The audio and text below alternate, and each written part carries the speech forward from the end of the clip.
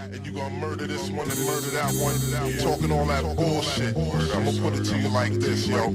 This is for the nerds, this is for the brainiacs, this what we deserve. Go ahead and play it back, you ain't gonna touch me, you not gonna do nothing, you are not above me, I bet you wish you was me, I know it, I know.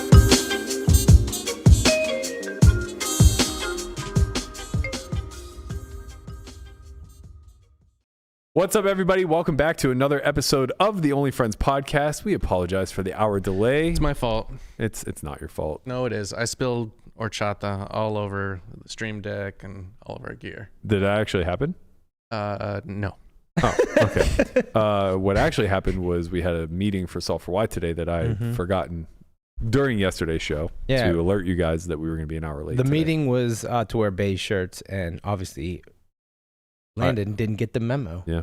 Were you at the meeting? I'm a Spraggy Shocker. fan. Big Spraggy fan. Shocker. Landon missed the meeting. I was in the meeting. He was in the meeting. He was. I was Didn't here by say default. one goddamn word. Wow. Literally not one He word. never does. Why are you wearing the blanket? It's cold. I'm cold, a little cold. Little Why chilly? else do you wear Cozy. blankets? Little cozy. Well, I mean, usually it's to cover up the stems. No, I do have the shorts on today, but it's not because of the shorts. It's because I'm cold. That's a nice blanket, I can tell. I know Looks it's comfy. It does look very comfy. very soft. I'm very happy with my decision. You blend very well into the chair. Yeah. The blanket, you look great, man. Thank you. Don't ever change. Yeah. Don't ever change. I can even put these glasses on too. It gets even better. Is this are you here with us tomorrow? Bang. Wow. I am. Okay, good. Wait, Good. yeah. Does look good on you, kid. The 11th to the 16th is the Pokugo kickoff. Yeah, dates don't really mean a lot to me, I'm not gonna lie. Oh yeah, you're just gonna skip the academy? That's fine. I can figure it out. When no, that's fine. You don't have to come. Can I just, retract my piece of the company? Yeah, it seems fair. Yeah, What it is seems it fair. you say you do here? I don't really say I do anything He here. doesn't know that movie. Do you know that movie? You never saw Office Space? No. You never saw Oh my god. I had Just this, run it. Let's just watch it. Let's just do a watch party. I Yeah. had this conversation a few days ago about movies that I have or have not seen from year 2K. Yeah. Mhm. Like all the 2K high school movies. Yeah. Like I missed I mean, all of those. For what it's worth, it's like people in their 60s like saying like all these 70s movies. You didn't see this movie? I mean, You didn't see The Sopranos? but most of us saw those movies. We That's- saw The Godfather. I saw The Godfather. We saw The Godfather. See? But it's not like we saw every movie from the 70s. But then again, for The Godfather, I had to see it on my own time. Mm-hmm. You know, when you were growing up, your friends or friends' parents are like, oh, you guys got to watch this movie. And then everyone just does. But now you have to do it. You have to do your own individual research. I saw this thing on Instagram where it was like Dazed and Confused came out in... Do you ever see Dazed and Confused? No. Oh, man. I've heard of the movie. Came out in 1993. Before I was born. The setting is 1976 or something. They're saying if that movie came out today, the setting would be 2007. It's just That's kind of wild to think makes about. me feel old. Yeah. Well, you You are. hate to see it. Mhm. You hate guys to see it. You guys All are right. oldening. We're not oldening. But oldening means you're Young. wiser. Yeah, like if We're Back to the young. Future came out today, Marty would travel back to 1994. Okay. I mean, 94 is actually starting to seem like a a reasonable little bit of time yeah, away. some time has passed. Yeah. How old were you in 1994? I was 12. Yeah, 13. Yeah, that was a good year. Oh man, 94. What a year. Is that the year that All-Star? That I did make the All-Stars that year. Mhm. And Brian Brian did not. Yeah, that was the That- year. That was the year of the t-shirt. I'll bring that t-shirt in. Well, what a good year. I dated Renee George for like a week of that 1 summer. week. Oh man. Berkey stock was high. Best week of your life. Best week 94 of my was life. my year as well. Yeah. See? Yeah. We Mhm. peaked. Very big Yep. first. First year of college, right? Yeah. Nice one. Nice one. Touch your first boob. Yeah, something like that. Something like that. It's funny that we like harp on Guapo when he probably looks like the youngest out of all of us. Yeah. Besides Landon. Yeah, that's true. I got broken up with. I dated Renee for a week. She was the hottest girl in school. That's the girl you blamed the fart on. Yes, indeed it was. Mhm. Good callbacks, See? Landon. That was years later, but yes, You did it out of spite. it was not out of spite. It was sheerly out of no one on earth would be more embarrassed than Renee. Mm-hmm. and it was just a crime of opportunity. Yeah, right. A crime of opportunity. Yeah. I mean, I personally find a lot of humor in like that sort of embarrassment. I mean, this is like almost like Schadenfreude, where like you're finding like pleasure in her like disappointment. No. It's not it's just I think there's something incredibly funny about people that are like over the top embarrassed about things that aren't that embarrassing. You know what I mean? So it's like the cringe factor. Wait a minute. You should love this. You love Eric Andre. Wait a minute. Was this the same person where you talked about like if someone is this person's friend? I don't know what that means. You're like, if anybody is your friend, like raise your hand. Oh no, I did that to Lamana. Mm-hmm. Oh my God. It wasn't. You did it to Brian? No, that wasn't the story at all. It was poor Lamanna. How are you gonna do this to him? So we have an in the muck, right? Yeah, I'd rather be more embarrassed about my in the muck. Let's go. Roll it. That's a good lead. Yes, roll it. Here we go.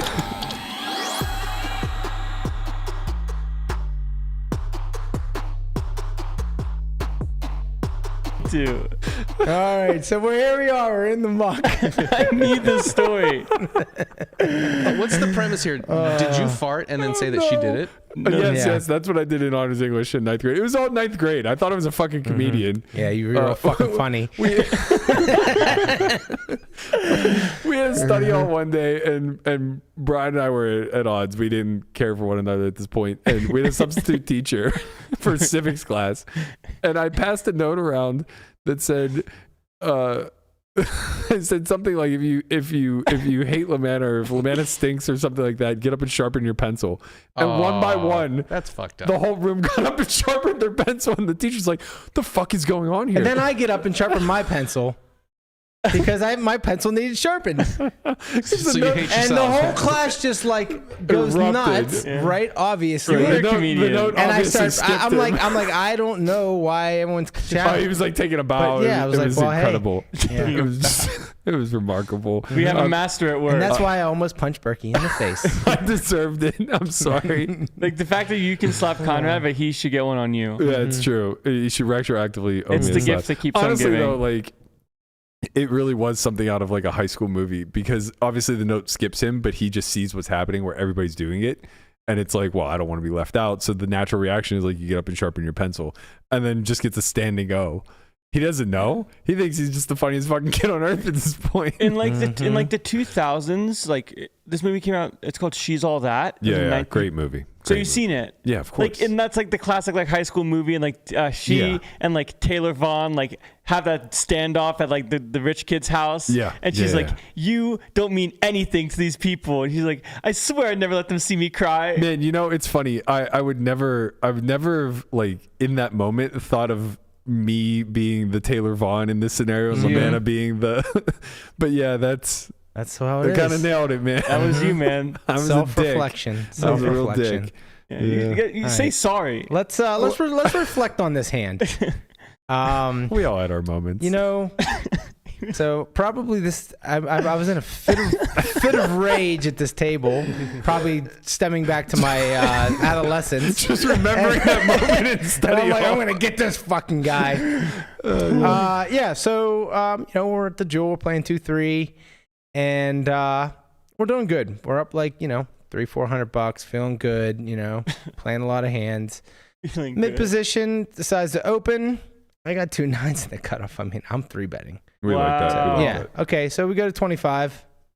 You know, that's my standard I like 3-bet this size, there. Yeah. I mean, because 3x, 3.5x open is basically the minimum you're gonna see.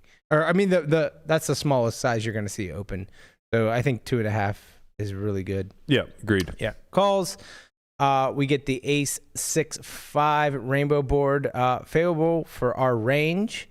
And I think this is just a range bet. So he checks, and I go 20. I go 15. Ah. Yeah, we go 15. So just slightly over quarter. He calls.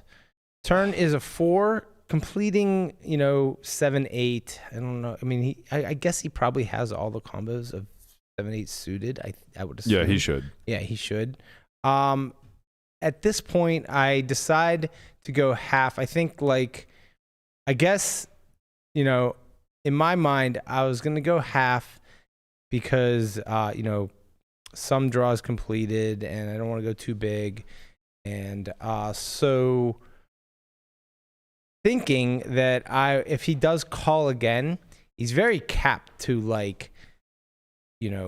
maybe like ace queen, he's capped to ace queen, right? And that I can maybe blow him off of better hands and maybe like weaker aces with an overbet. So he calls. River pairs board 6, which I think is a good hand for me, and or a good card for me. And he checks, and we go for the overbet of 200. I like it. And he goes into the tank, and he's talking to me. I like and it. He's, I'm not doing anything. I'm just sitting there, and he says something like, gives me the whole, I won't respect myself in the morning if I don't call. Oh, no. And then calls with queens. Okay. Dude, I like the Nice line. hand, sir. I like it. Really? Landon's Tell giving me us these more. eyes, but I like it. That's all he's got for us. Why he do you likes like it. it? Because I don't think he ever has ace king. If he has I guess ace jack, I would think that he's gonna fold sometimes. I think ace queen is maybe cry calling half the time. Yeah, I I mean, mean, it just looks super strong. people don't make these big calls. They just often don't make big calls on the river with one pair hands, marginal hands. So I think weaker aces, ace queen, I think calls, but I think ace jack starts to fold, ace 10 starts to fold. But I mean, he called with queen, so maybe I'm dead wrong here, or maybe it was just a one-off. I'm not really sure, but I don't think Berkey likes my turn play. I don't even think flop is a range bet. It's not. Hold on a second. What is the board here? It's It's ace 6-5 ace rainbow. 6-5 rainbow. Because Why would this not be? Just because they have ace 5s, ace 6s, and 6s and 5s? well, it's because most of our 3-bets are also not going to contain an ace. We're going to have, call it low frequency pocket 7s, pocket 8s, pocket 9s, 10s, jacks, queens, kings, and then a response versus a small bet can be pretty dangerous, especially 200 deep, where they can we don't have 5s and 6s very often. Ever, I Right. don't think. Yeah. Right. So our best hand is aces. Sure, we have ace 5 suited sometimes if you're based. I'm based. If you're But based. facing check raise barrel is going to put a lot of hands that we want to play a 2-street game with in a tough spot. You have kings here and you just auto stab. I'm not sure that we just get to auto stab on these spots. I think that people auto stab Yeah. by default because they see the ace and they That's true. I think if I have kings, I default to checking. Well, it's funny, not a but- range bet now, is it? Right. Right. You're right. It's funny because in my mind this is a range bet, but Then you have kings. but kings is one of the few hands. that queens. I mean, to be fair, I think 9s bets a lot. yeah. I think nines. But I agree with you that it's not a range I bet. think Right, so nines that- can so do that- whatever you want. You can sort of sometimes you get some protection. You get some 2 overcards to fold. Right, getting king queen suited to fold is nice. So if you are gonna bet 9s, but you're also gonna check back some hands, then we need to go a little bigger. I think small is still correct. Where aces isn't going to want to go bigger, and you're not going to pure check it back. Mm-hmm. So I think I'll just go small size or check, but I wouldn't always bet. You're allowed to check back some hands here. Sometimes Yeah. you can check back some low frequency ace 10 suited type stuff, ace 9 suited. I don't know how much you're 3-betting in the first place. But I wouldn't maybe check two pair. maybe some you know 5, what? 6. I'd always The bet. thing is you're right, because I think some hands kings and queens and maybe the ace 3s, ace 4 suited that I would check those back. The way I like to think about these types of textures, especially in 3-bet pots where SPR is 10, is, and this is how it's pretty clear to identify that you don't really have a range bet. I like to think about it as what hands can 3E, and then what do the other hands want to do. So for instance, if this board texture was 9-6-3 rainbow, right? I can think about what hands would like the 3E here. It's going to be, for the audience, 3E is geometric sizing. So the same percentage of the pot over 3 streets where we're all in on the river, right? The purpose of geometric sizing is to be all in, always, right? So I think to myself, what types of hands can play for all of the chips over 3 streets? And on 9-6-3, you're going to start with sets. And then you're going to look at your strongest overpairs, right? And you're specifically going to lean on your strongest overpairs that need protection. So maybe queens, exactly. Yeah. So these types of hands, barring favorable runouts, will be able to play 3 streets all in. And that's the way I would bucket it. When you look at then what the other hands want to do in your 3-bet range, all of them have some incentive to bet on 9-6-3, right? So you look at like 9-6-3 rainbow, you look at a hand like Queen Jack, it has good backdoor properties, it stands to favor or to benefit from folds, yada, yada, yada. So like in that instance, even though it probably technically is not a range bet board and we do have some check backs, we're going to be leaning closer to a high bet frequency, right? Because truthfully, I could probably navigate a big bet of geo size and then a quarter pot with range, right? But we could also like, check whatever. It doesn't really matter. The point is like, it's going to be a higher bet frequency board. When you look at like ace 6-5, I think about like, what hands do I want to go geo with? And again, it's going to be sets and then like my strongest ace X. And whenever I look at the strongest ace X, it's going to be like my ace king, ace queen, maybe like ace jack suited, backdoor properties, things along those lines, right? But there aren't a lot of other hands, but there are a lot of other hands in my range. So then when you start to look at like, oh, what does the rest of my range want to do? Immediately you could just look at kings and say, that doesn't really want to bet. Right. Right. Now it could bet quarter, but like it doesn't have to. And I'm not like pumped about it. Largely, I'm going to be betting quarter to check back the turn anyway. So now you can kind of start to understand that maybe I just don't always follow through on these types of textures. And it becomes a good anchor point for you to understand how to play in position in 3-bet pots on certain textures where, even though this looks rather static in the sense that it's firmly ace high, there aren't going to be any overcards that change the texture or anything along those lines. It's also one of those things where by default, that will create a little bit more of a polarized range, right? You're going to have some hands that are just like absolutely nothing, no equity or very low equity on this type of texture. And then really, really strong hands. Like a hand like ace jack is very difficult to beat if you don't already have it beat on the flop. Right. Right. So it really starts to have this great divide. And now there's a really robust middle of like your pocket pairs, your middle pairs that you flop, like your 6X, your 5X. Basically what I'm holding. Yeah, precisely, right? Whereas on like a lot of other textures, if you get like a 6 deuce deuce board, you have like this really robust portion of value, this really robust portion of nothing, but even the nothing still carries like relatively high equity because it's going to be like 2 overcards. Yeah, you're sitting there with ace king or something. Or like a yeah, gutter. even jack 10, like these hands have a lot of equity on like 6 deuce maybe. deuce. Yeah. Yeah. Or you just have like an ace out. Yeah, you just have right. ace 3 and like you can still just win. Yeah, you just like have a reasonable amount of equity on these dry textures, whereas like on ace 6-5, jack 10 is dick. It's really like falling down in the bottom. 9-10, they're good ones to blast, but they're good ones to blast because they complement the ace king, ace queen, right? But the point is like you have this robust middle now that doesn't ever really want to blast. Eights, and nines, it wants to reduce jacks. the game to like 1 or 2 streets and mostly keep the bets sub pot, right? So you're going to be looking for that smaller sizing scheme. It's more so being comfortable playing a capped range when you check back. Like I think that people love range betting because they're allowed to stay uncapped. Yeah. Where in the check back node, you now have to make some tough decisions potentially. But a worse decision is putting money in and then getting check raised and barreled when now you can't win at all. Yeah, and I mean sometimes like even getting check raised would be welcomed, right? Because it lets you off the hook. Yeah. Like if he gets check raised here with 9s, it's just like, okay, buddy, whatever. Nice hand, like your fold, ace 5 is good, I'm dead. And it folds. But whenever he doesn't get check raised, and he's actually against one of the hands that he's targeting that's better than his hand, Tens, but jacks. should fold, now you kind of like just run it. And that's the worst case scenario. Yeah, I'm interested why you chose to bet the turn because in my mind, on a board texture like this, now granted it's a 3-bet pot, so I would be a lot more conservative. But say this is a single raise pot where you just flatted 9s and he checked to you on the flop and you chose to bet, I would bet the turn for value. Right? Like if you were asking me why I was betting 9s on the turn for half pot, it would be like, oh, because I can target 7s and 8s and 6-7 and some other hands that he checked. Sometimes protect from king high or whatever. His backdoors. Granted, it's very thin, but like I have a purpose behind it. Like I'm clearly doing it to extract EV. You can make a case for it. I chose to bet the turn because I thought that I bet super small. I bet small on the flop, so I thought like those hands that that beat me are still in there that I could like. That might fold now or will fold on river, like if to more aggression, like 10s, jacks, queens, weak aces.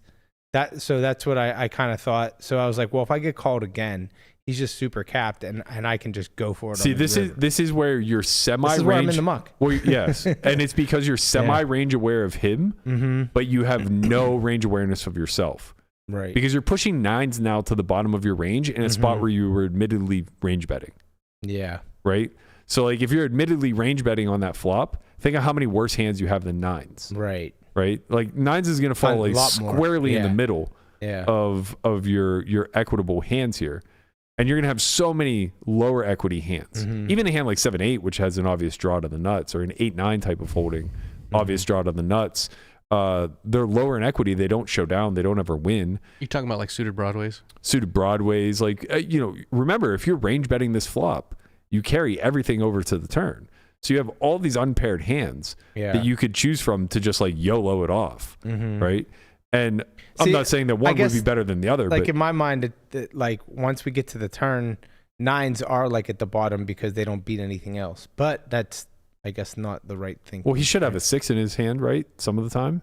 Should have 6-7. Yeah, maybe 6-7, I guess. I mean, I don't know how wide these guys get. He should have pocket 7s. Or pocket 18 8s. 7s. The point is, like, if you're betting this, you're over bluffing because now you're betting too much garbage as well as the stuff where, like, if you have, call it the low frequency, like all of your pairs that you're going to want to 3-bet at a low frequency now all have sets. Right. Like 5s, like 20%, 6s, like 20%, like sets. Or there's 7s and 8s, which have draws. Which have draws. Now you don't want to bet these ones specifically. Right. So now you want to pull from the high card hands to use for your doubles. But I'm pretty sure the size would be like a polar size. Probably like 2E here. Yeah. Like it's ace, king, ace, queen, check back, ace, jack, ace, right. 10. Yeah, that's the other thing. That's a really great point, Landon. The sizing makes no logical sense. It's so incongruent with what your strategy wants to do. It's like hand play, really. Yeah, it's a function of your hand, for sure.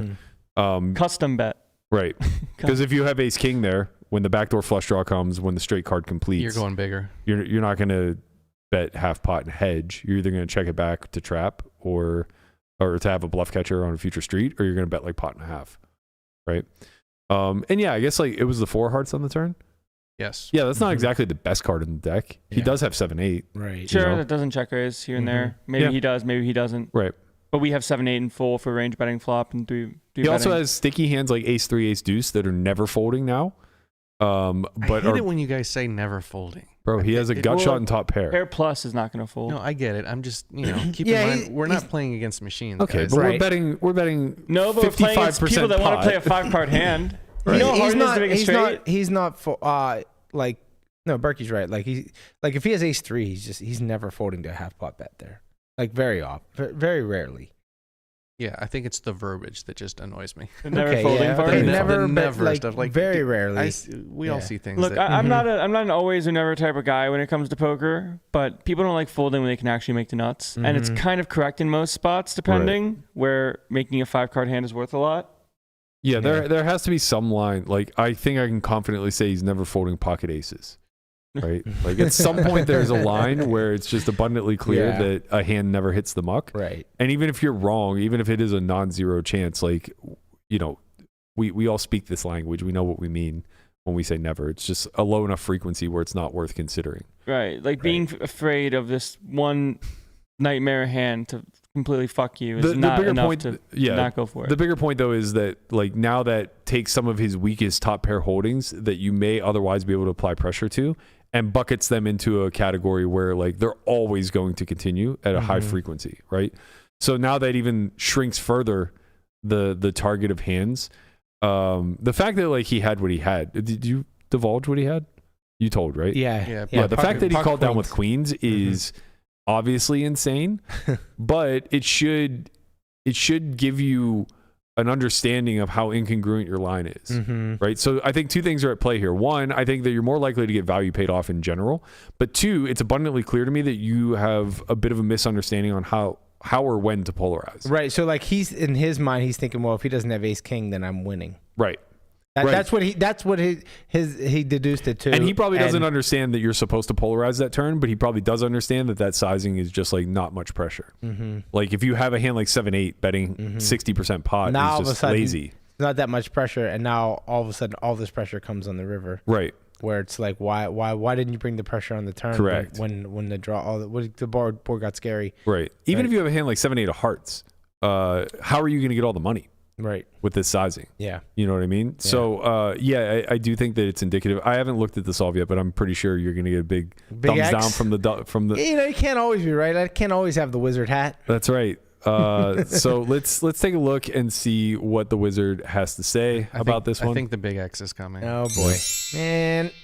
Womp, womp, womp. Yeah. You're going to see some inconsistencies with how you play the hand versus what it looks like in theory. Bro gets leads. He does. Sick. He does. Yeah, now, granted, this is villain gets leads. Yeah, but it's based On off of ace, him 5, playing 6. a pretty tight calling range versus your open. You can see he doesn't have much in the way of suited connectors, so he actually has no 8-7, which I think is not really correct. Wait, he has no 8-7. He Yeah, never this opens is based calls. Well, he folds because this is based on like the live rake and how aggressively you're supposed to be 3-betting. But like, let's say we paint a little bit of the good old stuff. Let's give him half of the stuff that we know he probably has. Like the queen jack suited, king tens. So a lot of the stuff is supposed to 4-bet. What else? Right. And it's just not going to in real life. Yeah. You know, so like these suited aces are probably going to exist a lot higher frequency. So let's give them. Yeah, let's widen them out a bit. You know, let's give him the king queen, the ace queen. We'll say he folds the ace jack, and let's give him the ace king suited, small frequency, 25%. Okay, and then also I think it's reasonable to just give him the pocket pairs always, or at least half the time. People love sets. Yeah, no one's raised folding pairs, bro. No one's playing that good. All right, let's check it again and see if the wizard still disagrees. My guess is yes, but I think the leads are going to go away. Yep, leads go away. No shock there. Playing single size, you do not have a range bet, of course, as we kind of delineated. So it's really kings can still value bet because he has so many under pairs. Queens can as well, but they're just much less incentivized to, I guess. Yeah. And I would imagine this has a lot to do with his Broadway hands. He probably just has like more queen high hands than king high hands. So this needs a little bit less protection, I guess. But yeah, you see you're pretty linear in the way that you choose to c-bet. Obviously, your pure bets are going to come from sets and 2-pair. So ace 5, 6s, things of that nature. 9s, it gets in the mix. It's suit dependent. What size does it use? We're playing one size, so it's Okay. 40%. And I don't think that's a geo size. So it looks like it doesn't really like choosing geo size. Geo size would be bigger. Yeah, I think geo would be like closer to pot. Okay, so you're going to play bet 40. He's mostly going to play call. He does have some raises, of course, but you're unlikely to see a lot of them in the wild. 4-heart turn. Might see some leads here. No, because he only has the big size. So he's going to play pure check. And yeah, as we kind of suspected, now you go 2E. So we land on a turn with an SPR of, I guess, around 4.5. And now you see that we just strictly play 2E or check. And it's exactly as you suspected. So even like the top pair. No, I think the SPR is higher than that. Right? There's like 80. I chose bet 40, not what you bet. Oh, gotcha. You bet 25. Yeah, gotcha. But yeah, even if we make the SPR a little bit higher, you're just going to see the 2E size still. No, 40% yet. Yeah, so it'll be like closer to like 150 if we choose your range bet size on the flop. And you can see that like it's actually really strict in what it chooses to polarize with. Ace King itself plays a lot of check back. The 2-pair fear. Yeah. It's range awareness, right? Like there's such a tightness to how the ranges are playing. He has 2-pair. He has. Well, it's not about if he has. It's what happens when we bet this size. Correct. Like what continues when we bet this big 2-pair. size. Yeah.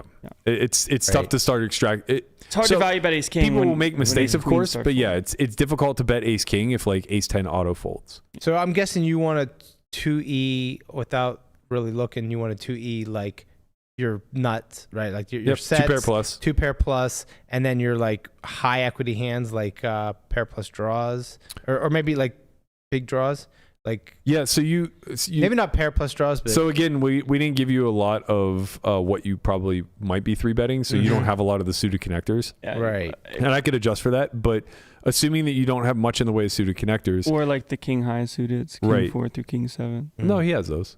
I have them in there. I'm saying Oh, you're saying In you don't think he practice, does he's it? not. I've Okay, never yeah. seen somebody play a 3-bet pot king 4 in my life. Right. Okay. So yeah, you would basically just be swapping those in your range That's fair. delineation, right? So like if you have king 6 suited, instead of barreling that off, you would just barrel off, 6, 7 suited instead. Yeah. Pocket 8s, pocket 7s. These all pure bet, right? And they're strictly in the equitable bluff range now. Right. 8s are pretty sick for the double blocks. Yeah. And you can maybe win. Yeah. And as you see, 9s is almost a pure check now. Depends on suit. But whatever. It likes the 9 of hearts to bet because you take away his combo draws. I had it. Right. So I guess at a low frequency, Also bet how He's still in the mix. right? But you He's actually still cooking. Let It's him cook. possible Let him Let me that cook. Let you me played cook. this like a genius. Yeah. cook. let me cook. I was aware of that. I will add your size. I was. I'll add your size in and see what, if anything, that changes. So 60% pot. Let's see if it's ever chosen and with what portion of range. Very small frequency, and Okay. it's just all the same hands. So 9s gets to bet a little bit more now. Mm. So again, 9s with the 9 I of hearts. see. But you can Put see that green check mark. But you can see that's what we were saying about hand playing, right? Yeah. Like it actually is. Right. It's largely building the strategy. No, no, that's not Absolutely right. Absolutely not. Let that man because it's largely building the strategy around 60% pot in being able to extract another street of value thinly. So it's choosing 9s. It's choosing the ace kings now. Yeah. That's coming in at a higher frequency. The ace 4s and ace 5s are basically there for protection's sake. Ace 8 is now going for a little bit thinner value, but it just likes the bigger size too. So yeah, you just want to be able to coordinate with the board, either having 2-pair plus or having like the 8-9 block, or the 7 block, and keeps it pretty simple. So if we follow through with this and get called again, this is interesting. Obviously, queens is a pure fold now, which he chooses to disobey. Son of a bitch. But I think if we actually look at what happens when you bet big, I think you're going to print start. this out and shove it down his shirt like Howard did. Look what happens to his ace the X. referee. Look what happens to his ace X whenever you choose the proper 2E size. Can't bet ace So king. when ace 9 queen through fold. ace jack, all pure folds if it doesn't have a flush draw. Oh, no. Sorry, that's not true. It mixes folds if it doesn't block, or sorry, if it doesn't unblock the back doors. So it's the ace jack of diamonds that starts pure folding. Ace 10 of diamonds, pure folds. Ace 9 of diamonds goes nuts. Why does it go nuts? Oh, it has a 9 block. Right. So you get very particular now at the top pair. You've created a point of indifference at his strongest hand class. Yeah. That isn't 2-pair plus, right? So that's kind of the power of understanding how to polarize in this particular situation. Whereas the way that you played it, you can see that the indifference point is much different. Sure, ace queen has a little bit of indifference to it, and so do the other ace X's. And queens is still a pure fold, so that works.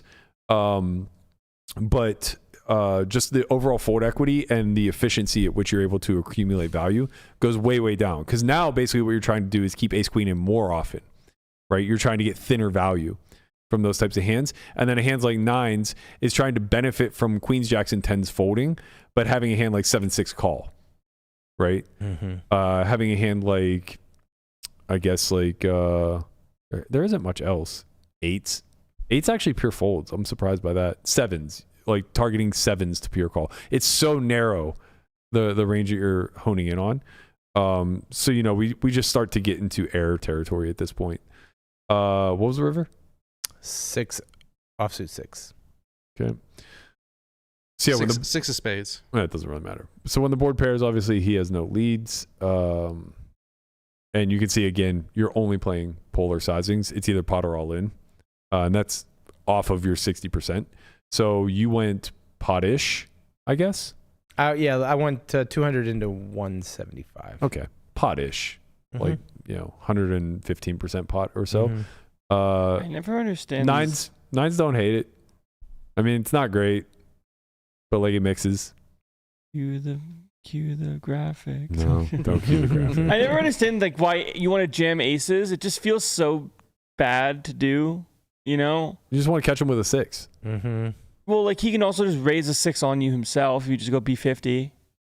Yeah, maybe. I mean, what do you do if you have 6-7 and you face like at this point, bet, I think half? I mean, yeah, I guess at this point, like it's just kind of expected that you want to get all the money, and 6-7, 7-8 might not check jam. Like let's look at the response. They might fold to it. Let's look at the response if we bet pot, because you have to remember it's a click, right? So if we bet pot, 6-5 jams for a full house, 7-6 jams, but it's low frequency. It's just low frequency that exists. Yeah. Yeah, I don't know. I mean, I guess like I guess you just like capture a lot of from the ace X type stuff. Well, you got two of them in your hand. Yeah, but like basically you still stack all the same hands that would stack if you bet smaller. But you also stack like ace queen now, whereas you just don't if you bet 100% pot. Right. You're just praying that they have the last of it because they called twice, so they I probably wonder if we would have called good. if I would have shoved those nines. It's more like the inelastic part, I imagine. Like, does that position have flush draws that they call twice with on the turn? Like nut flush draws? You have to just like play a raise or some sort on the turn. Like the king X? Yeah. I don't even know how much they would have it, to be honest, but let's take a look. It doesn't even exist. He has none. It's just gone. Yeah, it's just gone. Yeah, so like when backdoor flush draws kind of exist in these sort of nodes, you don't really need to worry about running into it, like if running into the king, queen of hearts or whatever, if like a heart comes in, because you bet flop on ace 6-5 or whatever the flop was, ace 6-5. They can't float really with 2 overs or 2 unders to the board because there's an ace out there. Right. So it's not that scary. It's like, oh, the flush caught there, but it doesn't matter. Yeah. Yeah, so I mean, even though it's like kind of giving you permission to YOLO it off here with nines, obviously don't like it. He kind of sneaked his way into like he's supposed mediocrity. to be folding like a bunch of ace X. Like he's supposed to fold ace 4 for the counterfeit 2 pair, but he called queens. Yeah. So like your line stinks. You know, I think like the general conclusion here is that you have a gross misunderstanding of what your overall range looks like, and you're pushing a middle of range hand to the bottom in a way where it doesn't actually act very effectively for you. You know, you could have just played a very small pot here where it just checks down and you win. Or sorry, you lose the minimum. Lose a very small pot. Yeah. Like I could have bet the flop and it went like check turn and then check river. Check river. Yeah. Or he throws out like some stupid little small block bet and I fold or I probably go. Yeah, and I mean the stupid little you want to be able to think about the other lines that you have too, right? Yeah. Like you're not just going to get to triple off here a lot. Right. And just play 2E from the turn on. You don't have a lot of hands that are capable of that. Right. So you have to be quite considerate of like your bet check back range. You're going to have a lot of like ace 10 suited, ace jack suited in that line. You're going to have a lot of, pair, not so much pair plus. I think those serve you pretty well as doubles. But you're going to have a lot of the middling pocket pairs. You're going to have queens. You're going to have jacks. You're going to have tens, nines, whatever. And those hands just get to win at showdown at a really high frequency. So I think like the overall takeaway here is don't push it. You know, you let the game come to you kind of thing. Just because you 3-bet doesn't suddenly mean that you have free reign to take all of your hands and just like try to blow them off of their equity. It's also the big reason why for out of position ace king plays heavy call that versus 4-bet. Gotta go. And there's no wizard today. I don't know. I still like it, B. I know it's a mistake. You always need a friend like that. But like it's why out of position needs to protect their range and not always 4-bet ace king.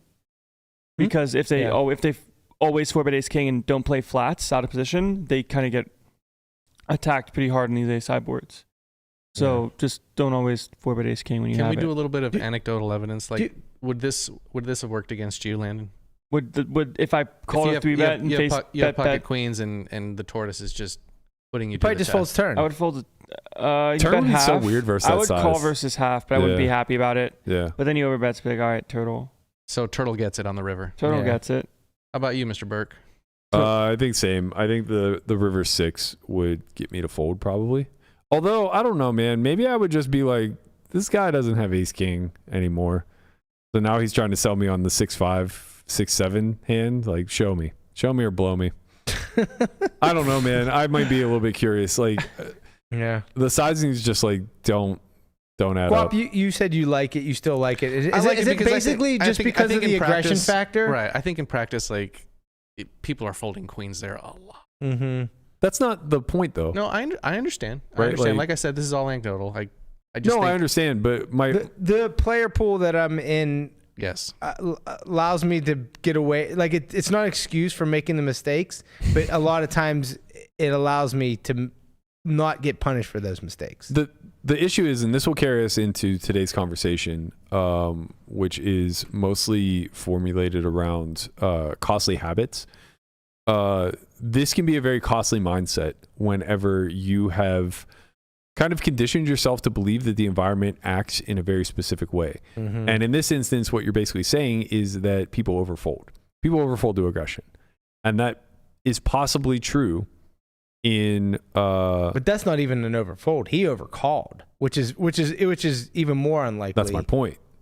That's why I'm trying to separate the two, because I don't think it's necessarily true as a sweeping statement. People do overfold in certain nodes, but then they also overcall in other nodes. Obviously, and like you think like, oh, they don't overcall, but clear evidence shows that sometimes they absolutely do. overcall. And the thing is being able to hone in on what drives, like what motivates the drive behind each. Mm-hmm. When they overfold, it's when SPRs are incredibly deep and they're facing a lot of aggression.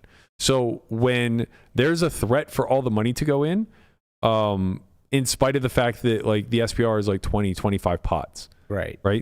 They're going to overfold early because they don't want to face the heat. They don't want to like put in 300 big blinds in a single raised pot. But once we're already arrived at the river and they're facing one bet, and now it's binary, and not even the river, right? Like you can go flop and turn in this situation too. He's under-repped with his queens for sure, in spite of the fact that it's an ace high board and now having queens isn't important. Yeah. In his mind, he under-repped his hand by not 4-betting pre, and therefore he's nearer to the top of his range, which is true pre-flop. It's just emotional attachment to having queens. Right. So he was at the top of his range pre, and now is in the middle of his range post, but he hasn't made the adjustment. Mm-hmm. He's still at the top of his range emotionally, and the SPR is lower. So there isn't a great fear of facing a ton of pressure. Now, had you gone like 40%, 120, 120 all in, I bet queens hits the muck somewhere, probably on the turn, right? Mm-hmm. Because in that node, queens feels really bad. he won't overfold, but he'll fold correctly. Yeah. You know? But in a node where like you kind of just like string them along, like you're pulling for value, you get exactly what you want if you have value. He overcalls. Yeah. Right? So it's kind of like the catch-20. Like the way I would play with this is I would actually B40, 110, 110 only with bluffs. Like just try it only with your bluffs. Yeah. And then with your value, go like B40, B60, or like 75% pot or whatever, and then full pot river. And see the difference in the way that you see a response. I will bet you win the pot a really, really high frequency on the turn. I'm only going to do that to people I know that are not watching this. Right, exactly. I know there's a lot of you watching this that play with me. Good strat. But I think Your Jewel compatriots are in the chat. Oh, yeah, they're out. is that you start to see a correct amount of folds, if not a slight overfold versus the overbet on the turn. Whereas like you'll see a lot of pot commitment by the end if you kind of string them along with this doubling your size each street. Mm-hmm. Like, oh, I'm going to bet 25 and then I'm going to bet 50 and then I'm going to bet pot, you know? And what you'll see is like hands that should have just folded to the half pot on the turn get strung along for 3 streets. And now all of a sudden you have targeted that middle of range. It's a lazy exploit in the sense that it's difficult to pin down who is going to fall victim to this and how profitable it actually is, because the more theoretical line should make more money, right? Because like basically if you could just bet larger, you don't need to get called quite as frequently and you'll make a lot more money. But the problem is that in this environment, large bets equal scary. So you kind of have to like pull them along a little, you know? But like, yeah, it's a parlor trick that just works incredibly well. Mm-hmm. And I think that like, if you're good enough at understanding what's supposed to happen at baseline, you can carry this massive imbalance into your game until somebody finds you out. Yeah. Right? Until those big bets start getting looked up at a frequency that feels uncomfortable. Only then do you have to start balancing. But even then, you still have like the nice fallback of like, oh, well, I'm just gonna be balanced in this line now. Yeah, you can just do it with value, and then boom. And then you get so now paid they might off. like start calling a little too frequently. Right. I think people try to custom these lines where they think that they want to get folds or people fold too much, when in reality it's more just like an emotional hedge. Mm-hmm. like choosing this size when you're bluffing, thinking, oh, they're going to fold these sort of hands. And then when you do have value, picking a different line, it's actually pretty big imbalance. Yeah. Where like if you see turn size and you're like, oh, wait a minute, this seems weird when incongruent with value. Correct. Yeah. It's a lot easier to effectively suss out a bluff. Yeah, really, I think what we're talking about here is just eliminating the hand play concept, right? Like we can look at this texture and know what the global strategy is. Yeah. It's going to be a better check on the flop for some relatively small size.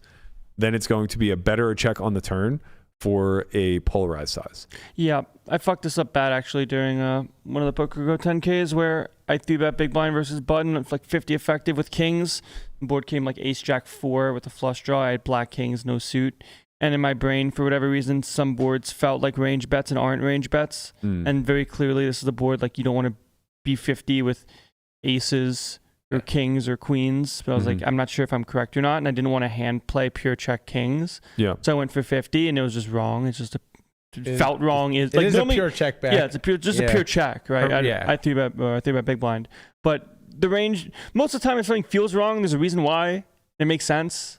You just don't want to bet this board every time because a lot of the hands you're going to have are going to be queens, tens, kings. And that's a lot of the portion of your range when you're polar because you're not going to have that many other garbage hands unless you're going to have some king 4. So you're also just checking ace king there. Ace king, you go big bet. Ace king is the top of your value, and then aces plays your pure check. Yeah, remember, generally speaking, whenever we're going to lean on a polarizing size or a very large size, we're going to do it with a very small fraction of our range, right? So we're going to have a dominant strategy that is not that size, and then we're going to have that size for a small portion of our polarized range. And it's the same thing in your spot. When we arrive at the turn, we're going to have the dominant strategy be checking, but when we bet, it's for stacks, right? And as long as you know that, it doesn't really matter how you carve out the intention of that strategy until people have vision over your strat, right? So if you just know that the line sequence here is better check flop, and if you bet less than half, make sure it's less than half pot, and then on turn, better check turn, but only choose a polarizing line. Even if you only filled that line with your bluffs, it's going to be very difficult for people to combat against it without a hand. Yeah. Like he can't just take queens to the face here. Right. It's very unlikely. Tough part about poker is actually making a good hand. Yep. Yeah. Yeah. And most people just aren't going to have ace king in his position in that line. Like they're going to 4-bet too often. Not in that player pool. Like I think like the smaller stakes, you don't even see, it's amazing how often I see ace king not even getting 3-bet. That's a drawing hand, baby. No, I mean it's like in very amazing formations, like bet, call, overcall with ace king. You know what's crazy too is the overcall people the small blind with ace king offsuit. The people who play that way also will undervalue it post when they make a pair. Right? Because they didn't clean up in their mind. They didn't clean up the equity pre-flop. So now the two pairs are out there, sets are out there, there's all monsters the suited connectors are out there. Everyone plays all these offsuit ace X's, and I didn't 3-bet them off of it. So it's like, I don't want to go broke versus ace 5 off on, ace 5 deuce rainbow. So yeah, they live with the monsters under the bed syndrome. It just carries through street to street, and you end up just value cutting yourself and getting mad. Yeah. Because you're like, how do you have that hand kind of thing? But honestly, like in games like that, I think value cutting yourself is a really important trait to possess. If you find that you're never value cutting yourself, and what I mean by that is betting for value and getting called by better. If you never find yourself in that scenario, or like extremely rarely, you're not betting thin enough for value for sure. Right? Like you're leaving way too much money on the table in an environment where most of the money you're making is by the fact that they call too much. Yeah, that's also a very big trait, or of a lot of the player pool is they don't find the thin value for sure. They don't find the thin value, and they don't find they find the hero folds early but not late. They're very content to just check down like the upper middle part of their Well, that's because if they hero fold it early and they decided not to fold it, they clearly made that decision earlier. Yeah. It's like a premeditated decision from a flop. This is one of the second ones that we have listed here as far as traits that are costing you. It's making your river decision on the turn. Yeah. Right? People who have decided, since I called turn, I have to call river. Yeah. Or I can't call turn because I have to fold the river. Correct. And that's it kind of goes hand in hand with something else that I've listed here, which is just range awareness, right? So people don't understand that in a very generic way of talking about ranges, what we're saying is that on every street, every time an aggressive action is taken, you'll have a portion of your range that qualifies as your highest equity hands that have the versatility to either re-aggress themselves or to trap. Then you'll have the middle of range, which is largely going to play as bluff catchers. So they're mostly going to play passively and allow the range that's aggressing to bet worse value or to bluff, right? And then you have like the bottom of range. And this is the part that people don't get right. They don't understand that they have this portion of range that's just allocated to folding versus aggression, right? And they do understand that the hands are supposed to fold, but they try to preempt it and say, like, I don't want to make a mistake later. And they try to just like fold it. Like if they anticipate that they're in that bluff catching region, but they're closer to the bottom, and they say, well, if I try to bluff catch here, then I'm going to have to fold to a bet on the river. They just fold it right then and there versus that bet. But what they don't recognize is that sometimes the river goes check, check, and now you win. Yeah. And it's okay. As a matter of fact, it's important to call with hands now that are getting the proper price for their equity in order to fold later. Because if you fold the hands that have to fold on the next street versus a bet, now whenever you face that bet, you don't have any folds left. Right. And that's a big problem. It may not seem like one because you're like, oh, well then I'm unbluffable. It's like, yeah, you're unbluffable.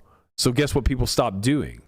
They stop trying to bluff you, and now your bluff catchers are torching. Yeah. Because what now makes you unbluffable also makes you lose money versus their value, right? And that's not the game. The game is to try to play zero EV in all nodes, right? We just want to reach indifference points.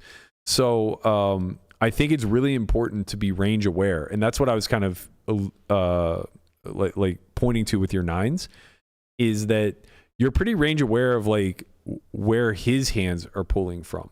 You know what the top, bottom, and middle look like, but I think you were kind of not aware of the fact, or maybe you were overly aware of the fact that like if you check back with nines, they're not a very good bluff catcher on the river, so you're checking back to just fold to a bet. Right. And if it goes check, check, you don't win often enough. Therefore, you're bucketing it into a bluff.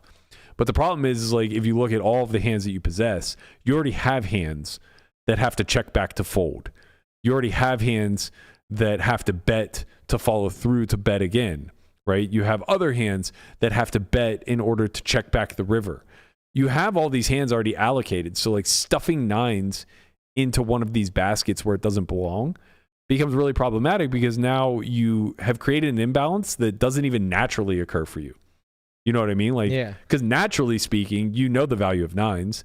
You're just like, oh, it came ace high in a 3-bet pot. I don't want to put any money in with nines, right?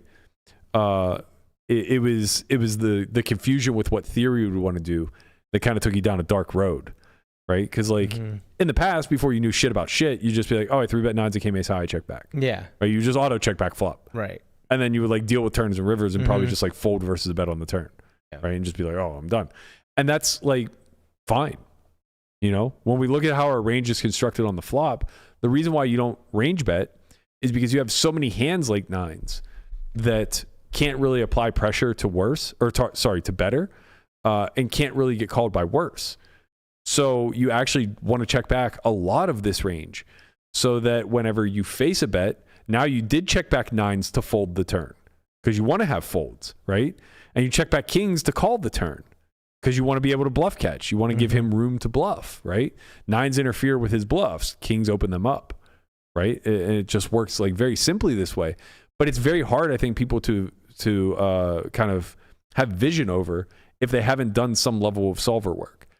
The way I like to think about it is like the biggest advantage that Sims or things like GTO Wizard offer to me is visuals. I'm a very visual person, right? When I close my eyes, I see the suits and I see the faces of the cards, and Like that's the way my mind works. Yeah, pretty colors. Yeah, so like being able to look at a map that basically delineates what each portion of my range is doing in this current moment, and then extracting some purpose out of that, right? Where I'm looking at it's like, oh, this hand mixes on this street versus this aggression.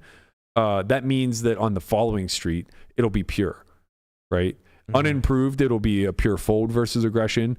If I improve, it'll probably be a pure call or raise. Is it safe to assume that we're checking back like some ace 5 suited and ace 4 suited? That's like, two pair. I'm trying to think of like what. Sorry, that isn't two pair. Like an ace that we check back. Yes, your non two pair aces, even ace king, I think will probably check back at some frequency if I go back and look at the flop. Yeah, there's just a lot of the way that the game is played based off a function of hand worth, where you have ace king off checks back half the time. Okay. On that board, ace king off does. Yeah, ace king suited bets pure because it's gonna have all the backdoors. Okay. But ace king off checks back half the time. But the ace king suited that doesn't have the backdoor checks back. You block it, or the board. The board blocks it, right? Oh, that's right. So you have 3 combos of ace king suited. They all have backdoors. Like no, you're right. You're right. There's 4 combos. Yeah. Yeah, you're right. No, they all pure bet though. Okay.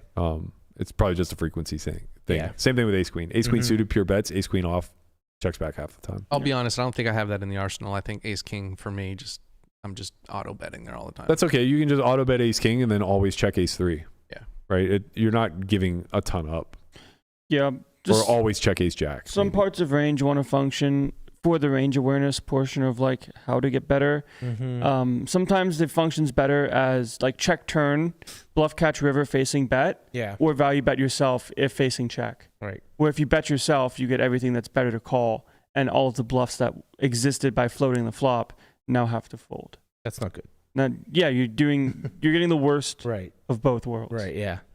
So it's just a matter of understanding where you're at in your range. Even though a hand looks really good, is it actually functioning the way you want it to? Because if you immediately bucket ace 9 on that board into do I want to play this hand for stacks, your answer is clearly no. Right. So now you think, okay, if I'm going to have a GO2, like a 100 and X% pot bet where check, now it very easily makes sense to check it back.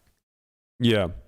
And that's like another thing that this is a bit of a sidebar, but understanding like it's very easy to map out all the available lines to you, right? Like you have a bet line, a bet line, a bet check line, a check bet line, a check bet line. You know what I mean? Like I get it. It sounds like it's a lot, but it's really not because so many of those lines are like low frequency, right? Like you're not going to check very often. Right. So like building that range out isn't super critical. It's better to just build out whatever your check line is and then figure out what check bets because that's the only one that's important. If it checks to you 3 times, you just get to decide, right? Yeah. Like if you have check downs, it doesn't matter. If you have bets there, it does matter, right? And it all stems off of like better check on the flop.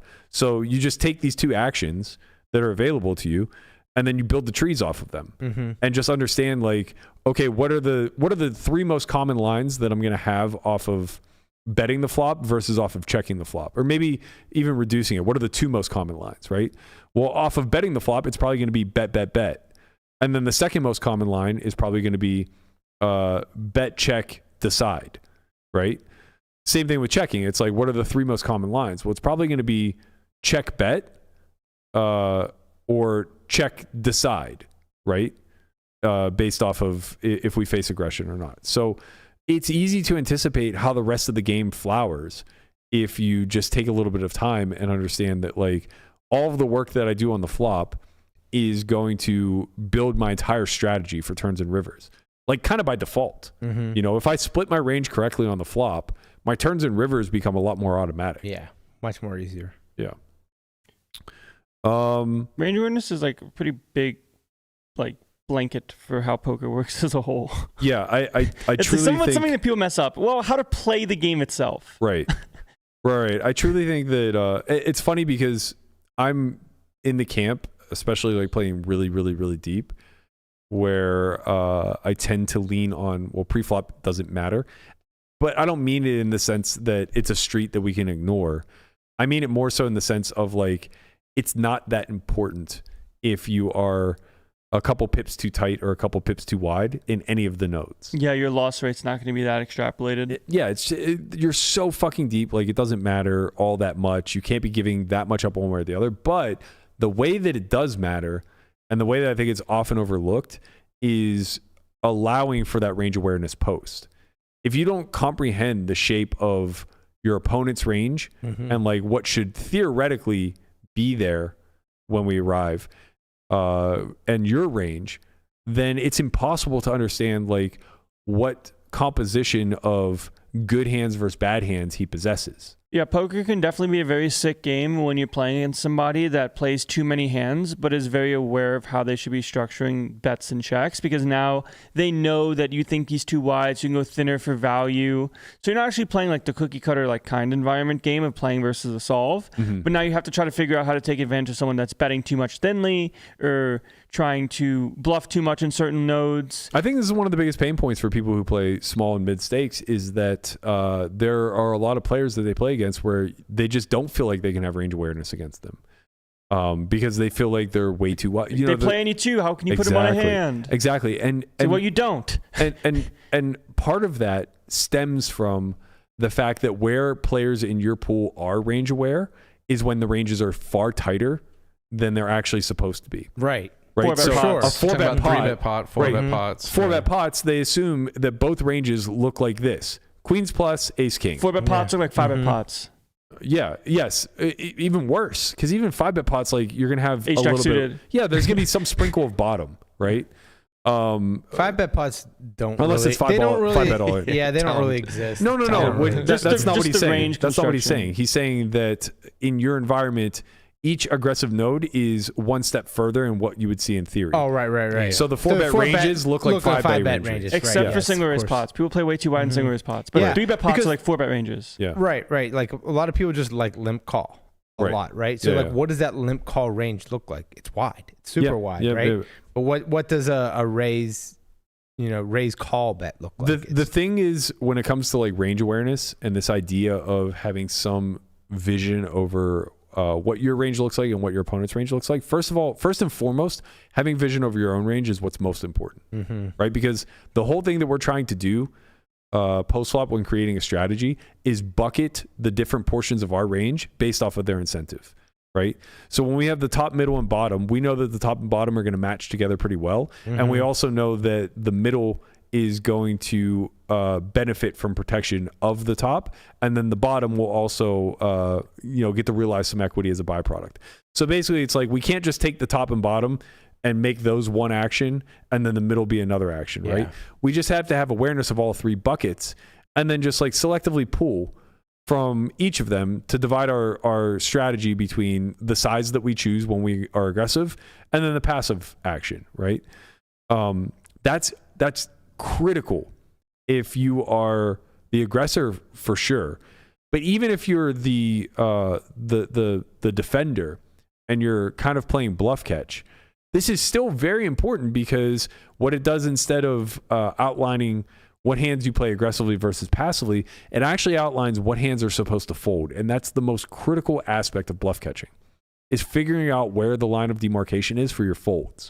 When you can find the indifference point versus a size in your range, and you just know everything below that becomes a pure fold, and everything above that either mixes call or becomes a pure call, the game simplifies for you. Right? And then you're going to make small tweaks and adjustments based off of the propensity of your opponent. Now, when it comes to having vision over your opponent's range, it feels trying whenever your opponent could possibly have any two. He's a drunk guy and he just like goes wild or whatever the case may be. All you need to know is what the theoretical range is supposed to look like. And if it's way wider than that, just understand that it dilutes all of his value, right? So if you have 100 hands in your range, and 10 of them are nutted, then 10% of your range is really strong. And we can see that, right? But if you have 1,000 hands in your range and still only 10 of them are nutted, right? Because like you didn't pick up any nut equity by adding a bunch of trash. Now only 1% of that range is really strong. And so we can just proceed accordingly and just print off of that massive amount of the range that just is disconnected and can't do anything. What they'll try to do to make up for this is like randomly aggress and go hard. And it strikes fear in people because they're like, oh, when the maniac re-aggresses against me, I never know what he has. And he can have all of these combinations of like good hands. It's like, who cares? Who cares if you get stacked by bottom 2 on ace 7-3 where he has 7-3 and you have ace king? No one cares. Just play your hand. You know what I mean? Like him having all these additional combos of 7-3 here don't lessen the EV of ace king. It increases the EV of ace king because he's also going to have a bunch of offsuit ace X now that you just get to print from. He's also going to be forced to find a lot more bluffs because he might have all 16 combos of 6-5 and 4-5, right? He might have all these weird combinations of, you know, queen 5 suited that don't want to fold versus quarter pot, but obviously can't just all call. So now when he raises you, it doesn't just get funneled into the 2 pair plus region. He has so much shit to choose from, and that's great for us. People are just so afraid of stacking off. And it's like one of the most powerful things I gathered from Heads Up is just the comprehension that you're supposed to get stacked a lot. And then actually going into it and never getting stacked. Yeah, I mean, in your case, you guys are playing extremely deep, so the likelihood that getting stacked happens sometimes, right? Like you could have got stacked when you didn't spike a straight against airball. Yep. In that one hand. But when Daniel and Doug played their Heads Up challenge for like 6,000 hands, Doug was saying no one got stacked. Yeah. And it's like unfathomable at 100 big blind poker that you just couldn't get stacked at that depth. Yeah. Like, you know, you should get stacked like roughly 1 in every 100 hands or so. And maybe someone's stacking somebody cooler, somebody calls off with the 0 EV because if they don't, they're overfolding and losing EV there. It's just a very volatile game. But if you're playing 6,000 hands of poker and you don't get stacked, someone's doing something wrong. Right, and that's the point that I'm trying to draw to here is that when ranges are very wide, it's a very volatile game. Period. So it doesn't matter if you're playing heads up or 9-handed. If people are playing 80% of range, the volatility shoots up through the roof. So does our EV. Everyone has to understand that, right? When you're playing in, the reason why everyone wants to play in Texas is because the environment's wild. And it's just way too loose. Right, it's like, why is Texas good? Because people play too many hands. Everybody that I know that brags and boasts about how good Texas is and how much money they're making and all the other stuff, they're all too fucking tight. I promise you, they have all made hero folds over the last year that I wouldn't even put an ounce of thought into. And they were right often enough where it justified it in their head. The issue is, like, you don't want to be right there. Like, you're happier putting the money in and being wrong and winning that pot than you are folding and being right. Yeah. You know what I mean? And that's the point that I'm trying to get across, is that there's so much error rate in our ability to try to figure out what psychopaths who have too many hands to choose from are doing, that you should just fucking pay when you have good hands. It's a default mechanism where we want to try to force ourselves to be right. Yeah. Well, because the lens of the game, the way it's taught, is through the hierarchy of what beats what. And you are, whether you are conscious of it or not, I mean, we all heard from day one, don't be results oriented, long term, yada, yada, yada. But whether you're conscious of it or not, every aspect of your first year or so in learning poker hands-on is results oriented. 100% of it. You could be having like perfect strategy, doing the right things, having a bad variance. If you're losing pots, now the environment is different than what you've studied for. The material is wrong. The people that taught you hand history reviews are wrong. Like they don't know the game. Or but they like don't... when you say like just pay, you're talking about a specific game where, you know, people are, it's crazy. No, I'm talking about a specific portion of our range. Okay. So what I mean by this, and I've been having these discussions a lot. This is a topic for another day, but it's one that I'd like to get into. There's a huge difference between lazily putting money in the pot and having hands that cannot fold. Right. There's a big difference. And the line of demarcation is blurry. It's not as obvious as you think. I'm not talking about having a set on on a board where you're only losing to other sets versus like having top pair on a 4-liner. Right. Like that's not what I'm saying. Right. What I'm saying is, I just want to make sure, because like people like will hear this and be like, well, I can't just always call because like they just have it. They don't bluff enough. You don't play the same but they game. also don't value bet thin enough. Right. So it's like we can't have it all ways. If you flop top pair, top kicker on a board texture where like your opponent can have worse hands, period, whether it's for value or for bluff. Like you don't fall victim to the I couldn't identify his bluffs. Couldn't Therefore, put him I on a folded. hand. Yeah. Right. No. Because I think you fall victim to like he won't bet king queen here and either. I think that's the issue is not like like that you can understand is like they don't have bluffs here. Like so I felt, but like it's do they have worse value? That's the difficult part. What like, I'm is saying trying to understand is like, do they actually have worse value here? So I can justify a call with my top pair. This is probably one of the things that like I've taken the most away from working with Landon. Like if ever there's one thing that like he's passed on to me that I fully embrace and accept, it's pay. Pass the torch. Right? It's just pay. There are so many situations where I look back and I had been so accustomed to making hero folds or didn't even feel like hero folds in the moment, right? Like I'll give you a hand that I played the other day versus a VIP that I actually do think was a very good fold, but it's the perfect example of just fucking pay. Right. Against VIPs. Well, against like general. your average person against, at the Jewel. Against the average person, I would have paid. Against the VIP, I folded because I thought that, you know, he wasn't capable. Right. But in this instance, it was a 3-bet pot where I have king queen. It comes queen 8-3. He check calls. Turn is a 5, bringing 2 flush draws. And I have the queen of one of the flush draws. So it's 2 spades on the flop, 2 hearts on the turn. It's queen 8 of spades, 5-3 of hearts. He checks. I bet 2E, which is 110% pot. And he a little more than clicks. So we have 20,000 effective on the turn. 23,000 effective on the turn. I bet 5K. He makes it 15K. So it's just like, you know, this size is awkward and weird, and he's the kind of guy who has 5-3 suited here, yada, yada, yada. There's a million reasons to find a fold, and I ultimately did, basically because I thought some of the hands he would overvalue the most would be like top pair and a flush draw. So like queen X of hearts. But I had the queen of hearts, and I folded. And I do think that it was probably quote-unquote right, in the sense that I think he probably had a better hand. Like he could have had something like 5-3 of hearts for 2 pair and a flush draw. That's why he didn't go all in. And he chose a milky size.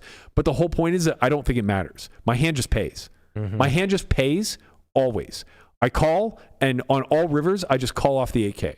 Because I don't fucking know what is in that range, and I don't care. My hand is too strong, and there are too few hands that beat me that he could have slow played up until this point that have me in bad shape. Right. So if he does have a hand like 5-3 for bottom 2, I don't care. I have plenty of equity to suck out. If he has a slow played hand like pocket 8s, God bless. You were supposed to just call and then stack me on most rivers anyway. Like whatever. I knew that I was going to go broke versus that hand, right? And I think if I have ace queen, I do just pay. It was the in the back of my head, he could still just have ace queen that made me arrive at a fold. And I guess the point that I'm getting at is in your environments, wonky shit happens. And if you fall victim to always taking the conservative route because somebody does something weird and clicky and you quote unquote can't find his bluffs, right? You're dusting, man. Well, like there was a situation where like it was like 2 limps or 3 limps, maybe like 3 limps or something like that. Small blind completes, and I have queens in the big blind, and I make it like 23, I think. Okay. 2-3. Yep. I get 2 callers. Okay. Comes Jack 5 deuce rainbow. It was the first. By the way, limper. it's way too small pre. Okay. But go on. Way too small pre. Yeah. Like at least 10 10 to blinds. 15x. At least 10 minimum. But you're Yeah. squeezing, so probably like 15 blinds. Okay, over the limps. Yeah. Yeah. So anyway, so the first limper called and the small blind called. Okay. And it comes Jack 5 deuce rainbow. Checks to me. I bet. What did I bet? I think I bet 45. 45 into like 100. Into like 90. Or sorry, yeah, into like 90. Something like about half pot. Yeah. Roughly like that. Okay. First limper folds. The small blind calls. Okay. Turn 10, bringing the jack and the 10 of spades. Okay, check. He checks. I bet. Check. Yeah. So I bet. I bet. 110 into 170. Yeah. And he jams for 300 more. Yeah. So this is a spot where I would fold because you make a mistake in betting. Right. So like that's. But if I have a 10, right. I just always pay. A 10. Yeah. If I bet a 10 here instead. Or jack. It was Jack 5 deuce, turn 10. Jack 5 deuce, turn 10. Oh, I thought you said Jack 10 deuce. Okay. Jack 5 deuce, turn 10. Pay. So it's just like I would just pay. So I check. He bets, or I'm sorry, he checks. I bet 110. He shoves for 300 more. Yeah, pay. But you say pay, but like if he has ace jack there, I don't care. I don't care. I don't care. Why do you not care? Because he's never bluffing and he's never showing you a worse hand. I disagree. I just disagree. So what hands does he have? Who knows? Who cares? I know because I play in these games all the time and I always see it. It just doesn't matter. Right. I called. I did. I paid. Yeah, pay. Right. He had his Jack 10. No, he had a set of deuces. Okay, God bless. But it's not that I'm being results oriented. It's literally like you are just supposed to get stacked there when he flops a set. There's nothing you can do. The SPR is so low and you're an overpair to the board. Guapo, what do you think? You already know what I'm going to say. Yeah, I know. Yes, there's something to the strategy of like just aggress until they re-aggress and then give up. But the issue is that you can't do that with the absolute best hands in your range. If you want to do that with like, if you want to do that with like, say you have like ace jack there, king jack, queen jack, whatever, not even ace jack, but like say queen jack, king jack, right? Mm-hmm. And you want to bucket that into I'm just going to keep betting these hands for value because I can get called by worse until they raise and then I'm going to fold. Fine. Right. But when you start to do it with like queens, kings, aces, hands that are just like far too good and beating hands that they might misplay. Yeah. Well, that's kind of like what I felt like, but like every time this happens, what I'm saying is then you have to take hands like queens, kings, aces, ace jack that you're not willing to stack off with and check. Yeah. Right. So you have to like play. You have to play reverse poker. Yeah. Where your polarized range is now checking, and your middling range is betting for thin value. And then you can fold to when and folding to any sort of aggression. Yeah. Right. Mm-hmm. And that's okay. Right. Oh, it's actually fine because like your strongest hands probably are only going to get 2 streets anyway. Mm-hmm. So it's kind of a weird, tricky way of playing. But the point is that you can't actively invest money with the best hands that you'll hold in these spots and then fold because you quote unquote found out where you're at. Yeah. It just, I know. It can't function that way. It just feels like in those spots, like I'm just always I'm always going to get shown that he's never has ace jack. Like he's just, when I say never, obviously, always and never, but like very rarely does he have ace jack. Very rarely does he have like some turned draw that like ace 5 of spades or something like that. Yeah. Then like I said, I think you should just check back. Yeah. Just check back. Yeah. Right? But I also want to get value from those hands that are going to call on the river. Maybe. Why? Because the board gets worse, or it's jack 5 deuce 10. Yeah. It can't get worse. Tournament river's a king. Yeah, so like whatever. What king does he have? Just king jack. King jack, yeah. And you're not gonna like bet pot. Yeah, it's just. All right, you guys are gonna break Landon. Let's move on. Right, but like Guapo, I know like 'cause you play in these games, like so like you understand, like it's not that you don't understand because you don't play in the games. I know you do, but like you wouldn't get it, Matt. You know you do, but like you see time and time again of like just go to the Jewel for a month and you'll understand. Look, I've said it many times, and it's just overfold and overbluff. Like when you're playing 1-2 and 2-5, like this is just the way I'm oversimplifying things just from playing in these games. Like, but you know what that implies, right? Like if you were to graph that. It implies that you're only making money through a red line. And that's a very, very, very hard way to make a living. It depends on your player pool, correct? No, it doesn't. Think so? What do you think earns more money? Your bluffs versus an overfold or aces? Aces. They should, yes, but not in your scenario. Because you have to fold them every time that you get shown aggression. Well, again, when we're using verbiage like every single time, I don't think that's true. I'm not. When you're speaking to overfolding, I'm using aces to represent the top of your range. If you're overfolding, it's because you're folding more hands in the top of your range. Okay. Right. So it's like that's just naturally going to lead to a pretty level blue line. Which what I mean by this is red lines are your bluffs, win without showdown. Blue lines are your winning at showdown. If you're actively saying like I don't have that much interest in earning money at showdown, then you have to be a madman with your bluffs. I mean, like your red line has to be off the charts. And I just don't think that any player pool where people are putting money in too loosely will allow you to redline like that. Mm-hmm.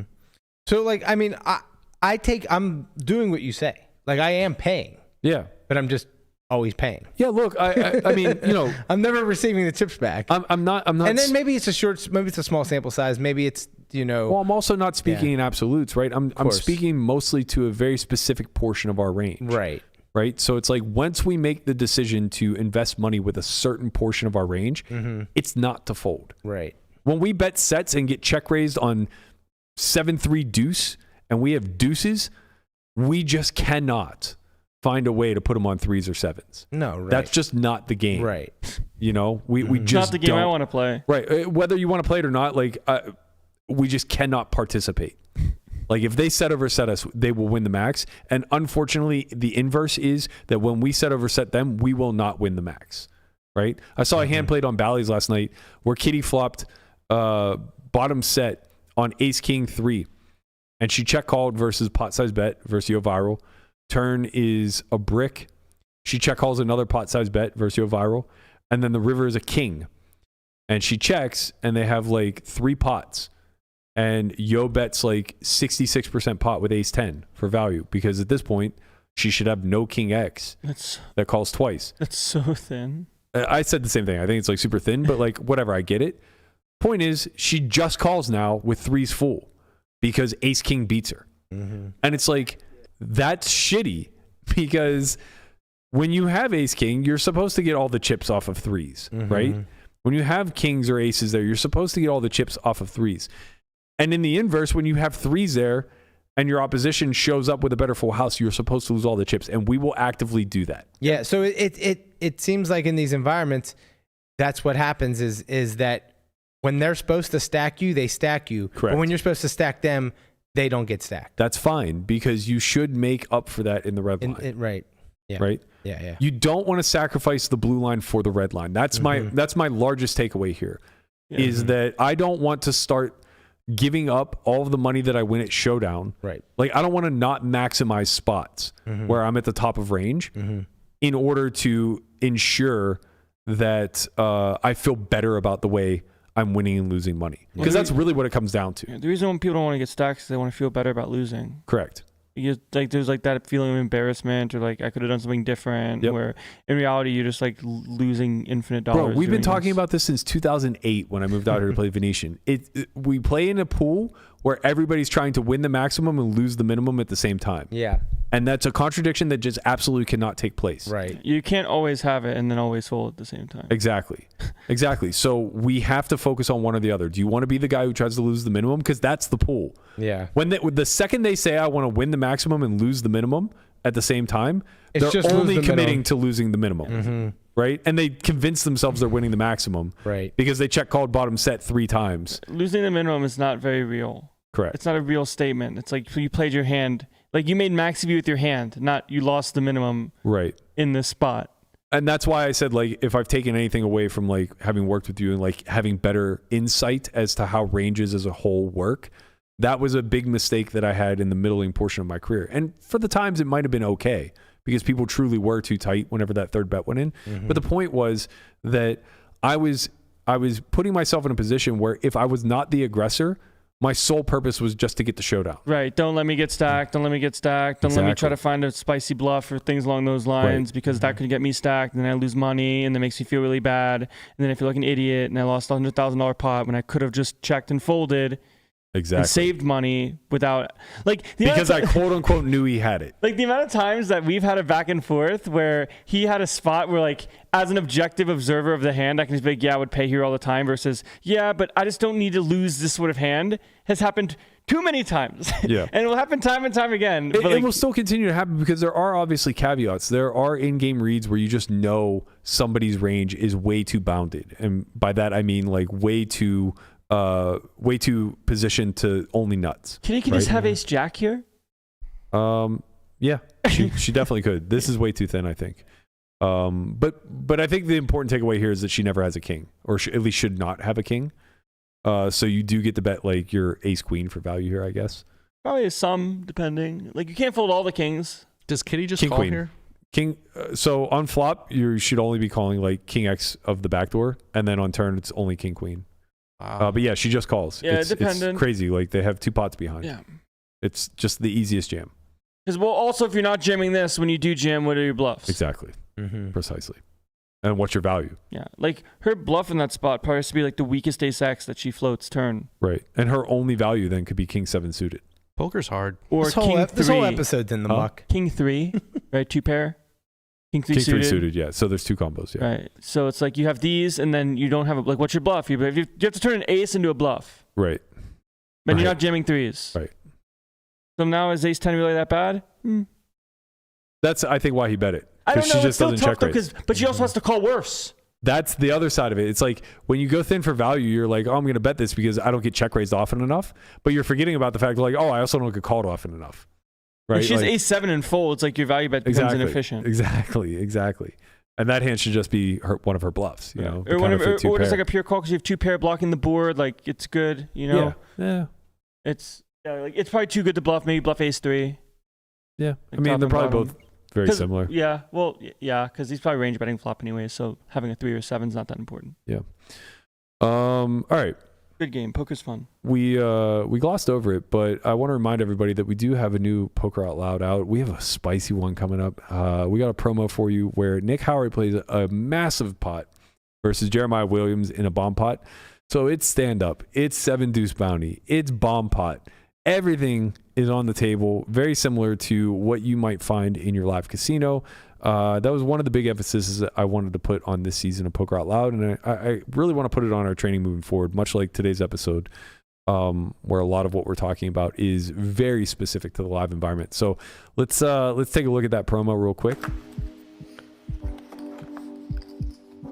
$50 bet. So I'm going into this raise knowing that ears are going to pipe up a little bit. If I am going to bluff the hand besides D7, it should absolutely be a hand like 9-6. I'm just going to shoot it up 4x. 7 deuces on. I already established I think there could be some monkey business occurring. It's kind of concerning that 7 deuce could just rip. You know, could he also rip hands like 10-9 here? 10-7 even? Because at that point, maybe I could raise and call versus a jam. Like, that's super spooky territory. Maybe the play is ripping turn. Oh, I like ripping turn. I think I'm gonna rip turn. 3 if it's on the turn, just bet 25. And then jam river and a blank breps. Pot size bet. We're gonna stick with the game plan and rip. You went all in? All in.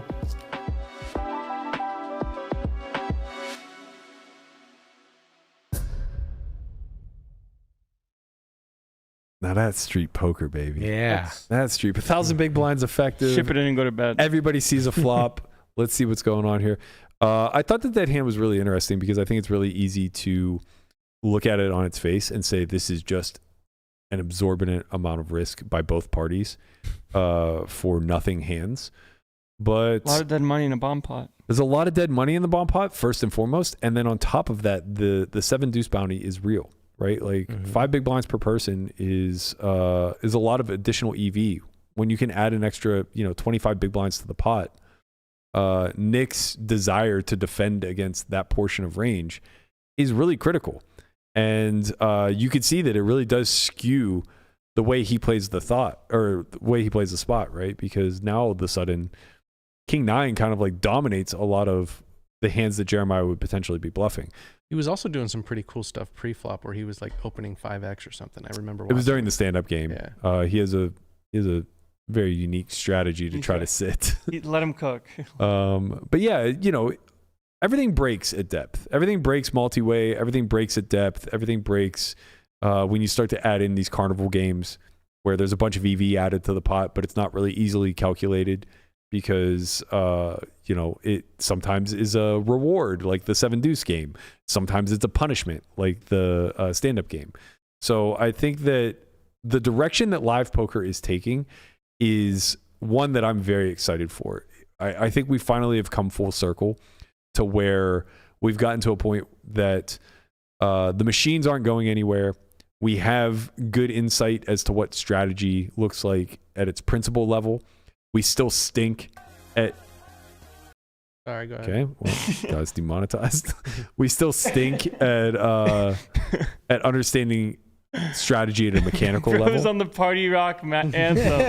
No, I was just looking at all the machines showing up. He's a menace, man. All the There they are. Svens, the attack of the Svens. Yep, there they come. Sven ain't got shit on them. Yeah, we're still terrible at a mechanical level when it comes to strategy oversight. But the beauty is that where the machines kind of broke the game for a short period of time, we've found ways to reinvent. And I think that the direction that Live specifically is taking, adding an ante, adding stand-up game, adding bomb pots, adding double board bomb pots, adding 7 deuce bounty, and plenty more to come for sure. We're all innovative. We all spend way too much time at the table. I think this gets us to the point where we get to take it to the streets again. And what's more beautiful than that? Honestly, like 2024 is it. I'm rebranding Solve for Why as streetpoker.com. Okay. I'm cool with that. Street Poker Inc. Yep. I kind of like freestyling. Yeah. That's Jeremiah. It's Jeremiah's name online. Mm-hmm. I do like it though. I like the idea of Gotta it. let freestyler cook. I love the idea of playing that way too. Custom bets all around. Let's go. It's Custom gonna be a bets are fun good year. if you know what the actual bet's supposed to be. Yeah. Yep. Custom bets aren't good if you just do them because you have what you have. Yeah. You know what I call custom bets? Just playing poker. That's right. I call them custom bets. Taking 9 to the face, baby. That's I'm right. I like- still like it, B. I still like it. Thank you. I'm like, oh, that's a custom bet raise. Mhm. Fuck them. Yeah. All right, that's going to do it for us. Thank you guys so much. We appreciate you, as always, for tuning in. I believe, I'm going to confirm today, but I have a relatively high degree of confidence that tomorrow at 11 a.m., we are going to have a poker panel on the state of online poker. We're going to be joined by, fingers crossed, Pads Poker, John Andreas, who is a former pro, maybe current pro still, that works security for WPT Global. And I still need to reach out to a couple others to confirm that they're going to be involved as well. So I don't want to drop any names, but high likelihood that we're going to have that panel for you tomorrow at 11 a.m. Pacific. So be sure to stay tuned. We'll see you guys all then. Peace.